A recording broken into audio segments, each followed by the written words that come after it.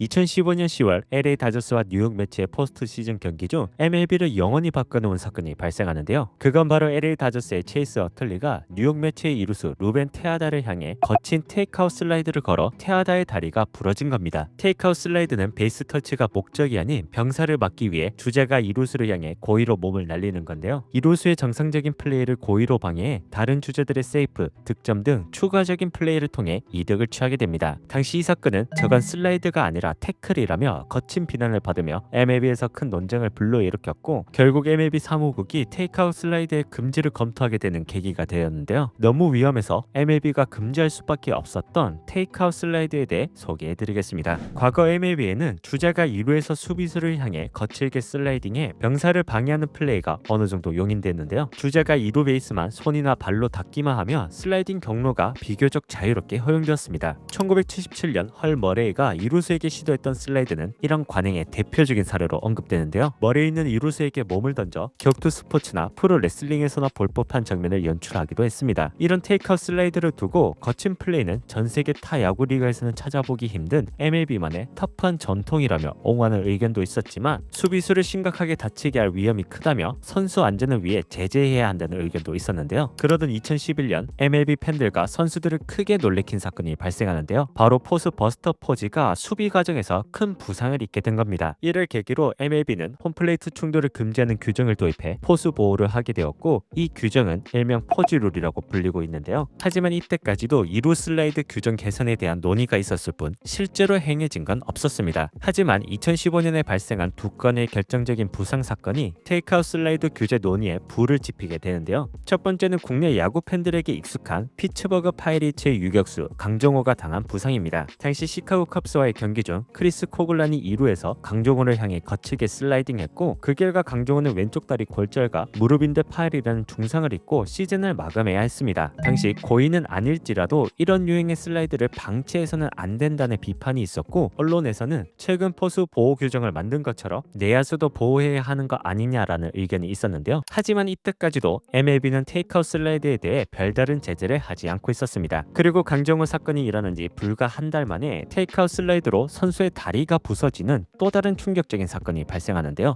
LA 다저스의 어틀리가 뉴욕 매치의 이루수 테아다를 향해 거칠게 슬라이딩했고 이 충돌로 테아다는 공중제비하듯 넘어지며 큰 부상을 당해 결국 포스터 시즌 잔여 경기에 출전하지 못했습니다. 어틀리는 병사를 막기 위한 전략으로 슬라이딩 했을 뿐 고의로 부상시키려 한 것은 아니었다고 주장했지만 매치 선수들과 팬들은 분노했는데요. 그리고 여기서 더 분노할 수밖에 없었던 이유는 어틀리는 이 플레이를 통해 아웃이 아닌 세이프 판정을 받았기 때문인데요. 태그 과정에서 테아다의 발이 떨어진 부분이 확인돼 어틀리는 세이프 판정을 받게 됩니다. 이 사건은 MLB 전체의 논쟁을 불러일으켰고 MLB 사무국은 즉각 어틀리에게 2경기 출전 정지 징계를 내리며 이례적으로 빠른 대처를 보여줬는데요. 추후 항소로 집행은 보류되었지만 단 이틀 만에 징계를 결정한 것은 MLB 사무국이 이 사건을 얼마나 심각하게 받아들이고 있는지를 보여준 장면입니다. 어틀리와 강정호 사건을 계기로 MLB 사무국과 선수 노조는 오프 시즌 동안 본격적으로 대책을 논의하기 시작했고 2016 시즌을 앞두고 협의를 통해 새로운 2루 슬라이딩 규정을 공식 도입했는데요. 새로운 규정은 일반적으로 보나파이드 슬라이드라고 불리며 체이스 어틀리 룰이라고도 불리는데요. 새로운 규정은 주자가 2루로 슬라이딩 할 때 다음 4가지 조건을 충족하는 정당한 슬라이드를 해야 한다는 겁니다. 첫 번째, 베이스에 도달하기 전에 미리 슬라이딩을 시작할 것, 즉 베이스 바로 앞이 아니라 앞쪽에서 미리 몸을 낮춰야 합니다. 두 번째, 손이나 발이 베이스에 닿을 수 있는 거리 내에서 슬라이딩 할 것, 즉 슬라이딩 하면서 베이스를 충분히 닿으려고 시도해야 합니다. 세 번째, 슬라이딩 후 가능한 베이스 위에 머무르려고 노력할 것, 베이스를 지나치거나 고의로 벗어나지 않도록 주의해야 합니다. 네 번째, 수비수와 충돌할 목적으로 슬라이딩 경로를 변경하지 말 것, 베이스를 향한 경로에서 벗어나 일부러 수비수를 향해 몸을 틀지 말아야 합니다. 이러한 요건을 만족하는 경우라면 슬라이딩 중 수비수와 접촉이 발생하더라도 공격 방해로 간주하지 않는데요. 하지만 위 요건을 다 만족하더라도 다리를 고의로 높이 들어올리는 행위 등을 하면 심판들이 비디오 판독을 통해 규정 위반 여부를 검증할 수 있게 이중 장치를 마련하게 됩니다. 토니 클락 선수 노조 대표는 이번 규정 개정의 목표는 선수 안전을 강화하고 부상 사례를 줄이면서도 야구의 정당한 허슬 플레이의 정신을 유지하는 것이라고 설명했는데요. 그럼 변화된 2루 슬라이딩 규정은 리그에 어떤 영향을 미쳤을까요? 새로운 슬라이딩 규정은 도입 이후 주루 플레이와 주자들의 슬라이딩 방식에 상당한 변화를 가져왔습니다. 2016년부터 주자들은 2루로 돌진할 때 이전처럼 수비수를 향해 무리하게 몸을 던지지 않고 정확히 베이스를 향해 일찍 슬라이딩하는 모습을 보여줬는데요. 여기서 흥미로운 점은 이렇게 테이크아웃 슬라이드가 사라졌음에도 불구하고 병살 성공률이나 개수에는 큰 변화가 없었다는 사실입니다. 이론상 주자가 더 이상 수비수를 넘어뜨릴 수 없으므로 내야수들이 쉽게 병살을 해낼 것이라고 기대했지만 2016 시즌 통계를 보면 MLB 전체 병살 건수는 3,731건으로 전년도의 3,739건에서 고작 8건 감소해서 그쳤습니다. 결국 테이크아웃 슬라이드는 병살 플레이에 큰 방해가 되지 않았다는 게 드러나며 공격과 수비 간 균형을 유지한 채 선수 안전을 향상할 수 있었던 겁니다. 실제로 2010년부터 2015년까지 이루 충돌 관련 부상 건수는 한 시즌 평균 58.5건이었으나 2016년부터 2019년까지 한 시즌 평균 건수는 37.9건으로 약 36%가 줄어들었습니다. 규정 변화가 실제로 선수들의 부상 위험을 낮추고 리그 전체의 플레이 스타일을 변하게 만든 걸 볼 수 있는데요. 2016년 MLB에서 이루어진 테이크아웃 슬라이드 제한 규정의 도입은 선수 안전을 위한 리그의 중요한 변화였다고 평가받고 있습니다. 결과적으로 병살 성공률이나 경기의 속도나 흐름을 크게 훼손하지 않으면서도 내야수들의 부상 위험을 크게 낮추는 성과를 거두었기 때문인데요. 초창기에는 경기가 물렁해진다라는 반발도 일부 있었지만 오늘날 대부분의 선수와 팬들은 과격한 테이크아웃 슬라이드가 사라진 것을 당연하게 받아들이고 있는데요. 체이스 어틀리 룰은 메이저리그의 플레이 스타일 변화를 이끌었을 뿐만 아니라 스포츠에서 선수 보호를 위한 규정 개정의 중요성을 보여준 사례로 손꼽히고 있습니다.